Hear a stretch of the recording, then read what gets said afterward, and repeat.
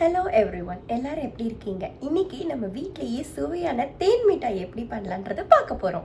இப்போ தேன் மிட்டாய் பண்ணுறதுக்கு 1 கப் அரிசியும் 1/4 கப் உளுத்தம்பருப்பு.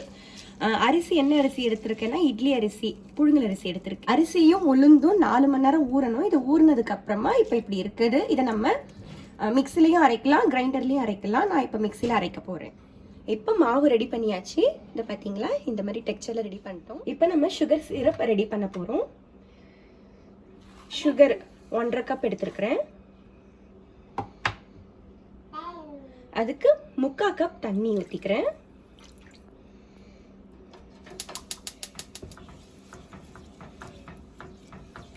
மீடியமில் வச்சுட்டு இது கொஞ்சம் கொஞ்சமாக நம்ம சக்கரை பாகு ரெடி பண்ணலாம்.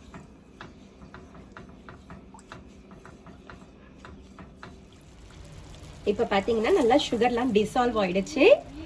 நமக்கு தண்ணி நல்லா கொதிக்கிறப்ப இது கரெக்டான டைமு. அதுக்கு முன்னாடி ஃபியூ ட்ராப்ஸ் ஆஃப் லெமன் நான் போடுறேன். ரொம்ப போடாதீங்க, கம்மியாகவே இருக்கட்டும், இல்லைன்னா புளிப்பு ஸ்மெல் வந்துடும். இது எதுக்கு போடுறோம்னா, இது நம்ம தேன் மிட்டாய் வந்து கொஞ்ச நாள் வச்சுருப்போம் இல்லையா, ப்ரிசர்வேட்டிவாக இருக்கிறதுக்காக நம்ம போட்டிருப்போம். இப்போ இந்த கொதி வந்ததுக்கப்புறமா செக் பண்ணிக்கோங்க. அரை கம்பி பதத்துக்கு இந்த சக்கரை பாகு இருக்கான்னு செக் பண்ணிக்கோங்க. அது கரெக்டான அளவு. அதுக்கு மேலே இருக்க வேணாம். ஒரு கம்பி பதம் அந்த மாதிரி இருக்க வேணாம். அப்படி இருந்துச்சுன்னா இன்னும் கொஞ்சம் தண்ணி ஊற்றிட்டு இன்னும் கொஞ்சம் நேரம் வைங்க. இப்போ நம்ம ஸ்டவ் ஆஃப் பண்ணுறோம். இப்போ தேன் மிட்டாய் ரெடி பண்ண போகிறோம். நம்ம அரைச்சி வச்ச மாவில் தேன் மிட்டாய்க்கு ஸ்பெஷலே அந்த ஆரஞ்சு கலர், அந்த ஆரஞ்சு ரெட் ஃபுட் கலர் போடுறேன். கொஞ்சோண்டு பேக்கிங் சோடா போடுறேன். இப்போ பாருங்க, மிக்ஸ் பண்ணதுக்கு அப்புறமா தேன் மிட்டாய் கலரில் வந்துடுச்சு. இப்போ இதை வந்துட்டு ஆயிலில் போட்டு ஃப்ரை பண்ண போகிறோம். இப்போ சின்ன சின்ன உருண்டையாக போட போகிறோம். இப்போ பார்த்தீங்கன்னா மிதமான சூட்டில் இருக்குது. ரொம்ப சூடாக வைக்காதீங்க, அப்புறம் சீக்கிரமாக நமக்கு அது ரெடியான மாதிரி இருக்கும், ஆனால் உள்ளே வெந்திருக்காது. சின்ன சின்ன உருண்டையாக என்ன ஷேப்பில் வேணால் போட்டுக்கலாம்.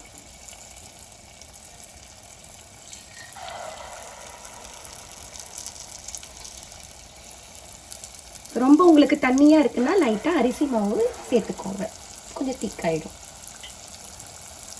இப்போ பார்த்தீங்கன்னா போட்ட உடனே கொஞ்சம் கொஞ்சமாக அது பெருசாகும். ஏன்னா பேக்கிங் சோடா ஆட் பண்ணியிருக்கனால அது நல்லா உப்பும். இப்போ பார்த்தீங்கன்னா நல்லா க்ரன்ச்சி ஆகிடுச்சு. Perfect time. நான் ஒரு 2 மினிட்ஸ் இதில் வந்துட்டு மீடியம் சூட்டில் இதை பொரித்து எடுத்துருக்கிறேன். இப்போ இதை சக்கரை பாகில் போட போகிறோம். சக்கரை பாகு ஆறி இருக்கும் இல்லையா, அதனால ஒரு நிமிஷம் நீங்கள் திரும்பவும் சூடு பண்ணிக்கோங்க. இப்போ பார்த்தீங்கன்னா மீதம் இருக்க மாவும் யூஸ் பண்ணிவிட்டு எல்லா தேன் மிட்டாயும் வறுத்து எடுத்தாச்சு. சக்கரை பாகில் போட்டிருக்கிறோம். ஆல்மோஸ்ட் ரெடி ஆகிடுச்சு. ஒரு 5 நிமிஷம் ஊறட்டும், அதுக்கப்புறம் நம்ம இதுலேருந்து எடுத்துடலாம். இது பார்த்தீங்கன்னா ரொம்ப ஈஸி, உங்களுக்கே தெரிஞ்சிருக்கும். உங்ககிட்ட இட்லி மாவு மட்டும் இருந்துச்சு அப்படின்னா நீங்கள் இப்பயே போயிட்டு கிச்சனில் ஆரம்பிக்கலாம் தேன் மிட்டாய் செய்கிறதுக்கு. அவ்வளோ ஈஸி. பார்த்தீங்களா, நல்லா ஜூஸியாக இருக்குது, வாயில் எச்சி விடுற மாதிரி இருக்குது. சிலருக்கு சர்க்கரையில் கோட் பண்ணி இப்படி சாப்பிட ரொம்ப பிடிக்கும். நீங்கள் அந்த மாதிரியும் ட்ரை பண்ணலாம்.